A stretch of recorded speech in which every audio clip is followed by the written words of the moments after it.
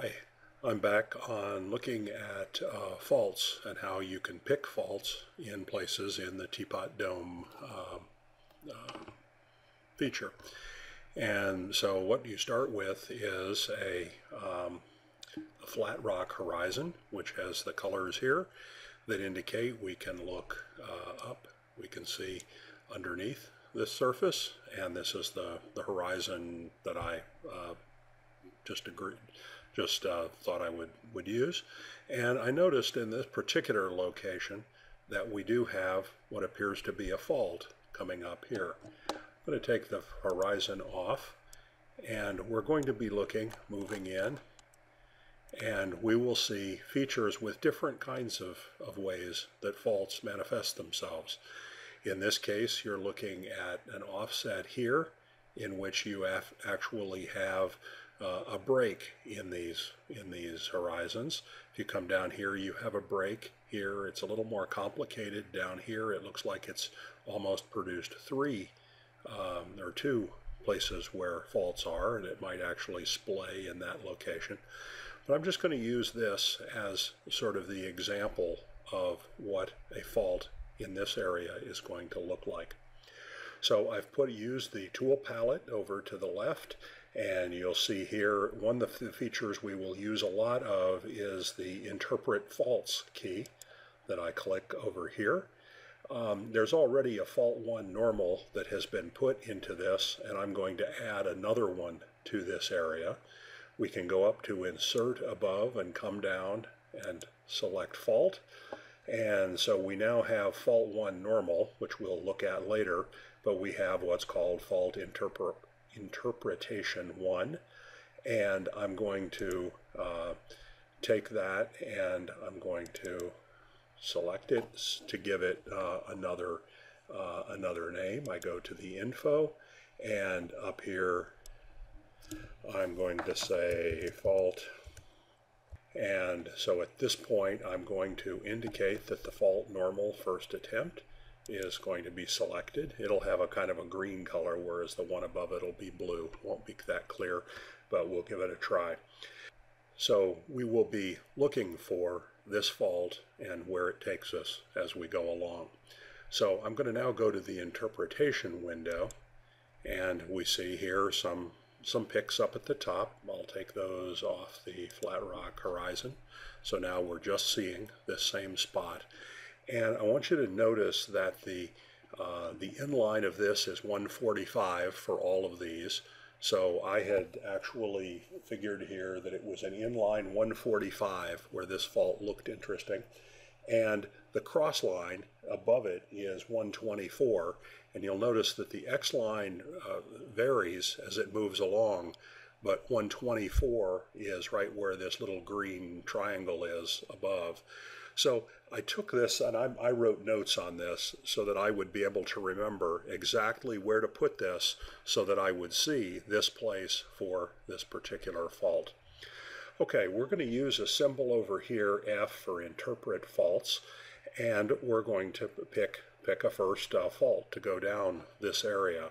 I'm going to be looking at these offset types of features. Now they aren't obvious, they aren't always very obvious, so you kind of have to look at what you're looking for. So it has the little plus, the plus symbol. I'm not sure where to put it where you can see it.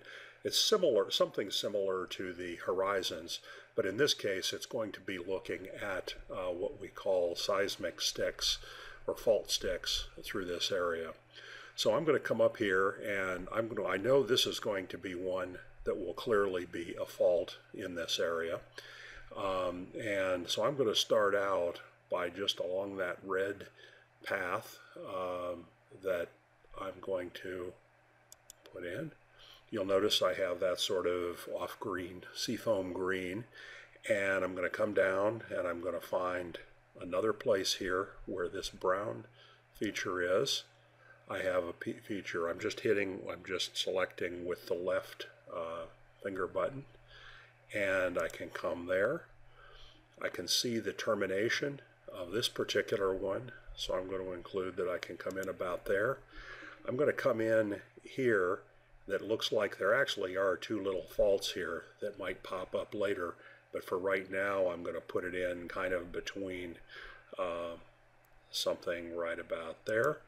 And I might decide that there's something down here. I may not be sure about that. It looks like a variety of faults. But I'm going to double click that to take there. And I'm also going to be able to use the select and edit add points down here and select that. And if I want to extend this, I can go here. I'm pressing the button down, and maybe I would buy that this has some slight variations in the blue and the red. So I might say that it might go up to here, and I'm going to double click it, and that now extends, and it will be like the others.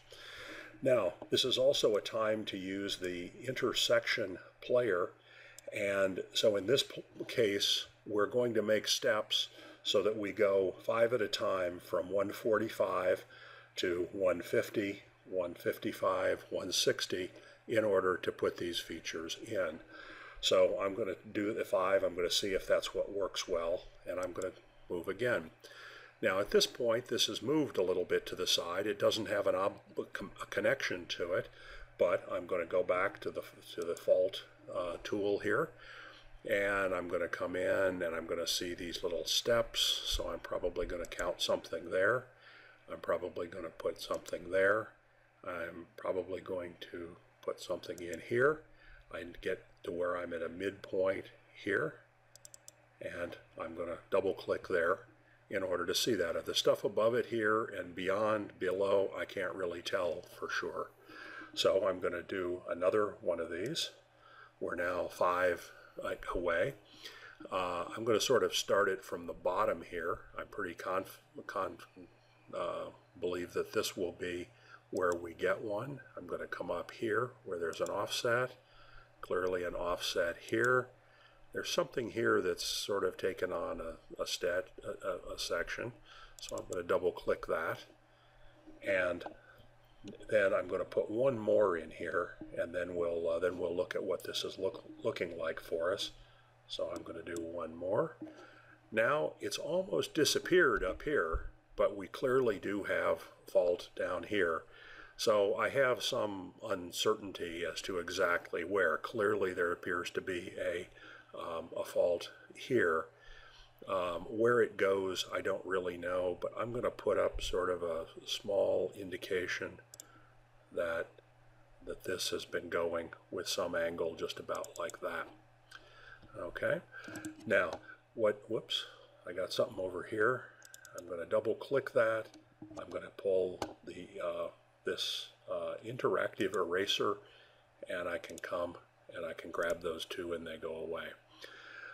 Okay, so now we can actually go in, but let's go the other direction. Let's go in steps. We can go backward and see where this is. We can even say where it's changing. And this is going to take me to 140, and that's going to be up here. It gets a little complicated down here. I'm going to guess that there's probably something related down here, probably right about here. Whoops, that was an eraser. I need to go to the F.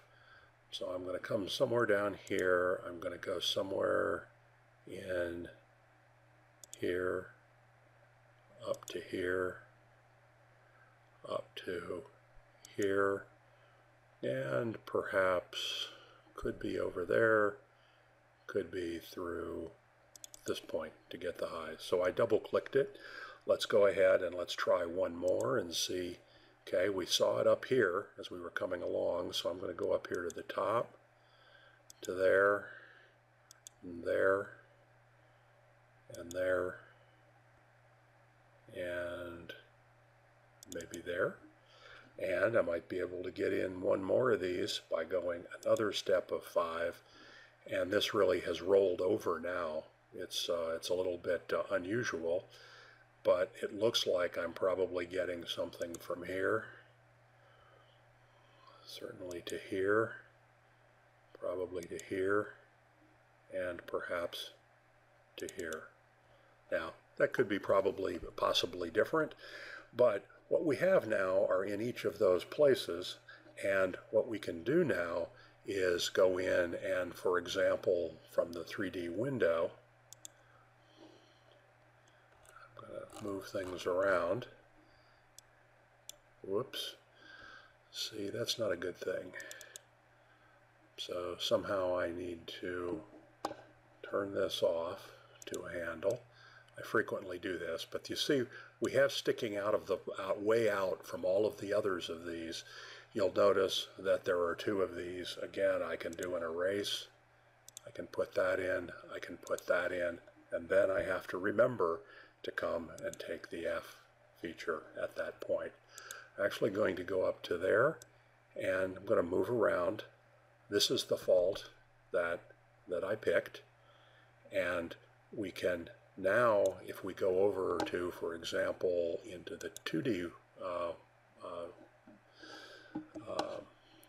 window, then we're going to have the potential that we're going to, again, I have to remember to put the fault in this particular place. You can start to see this arrow or this area. So I'm going to move this large. I'm going to move across.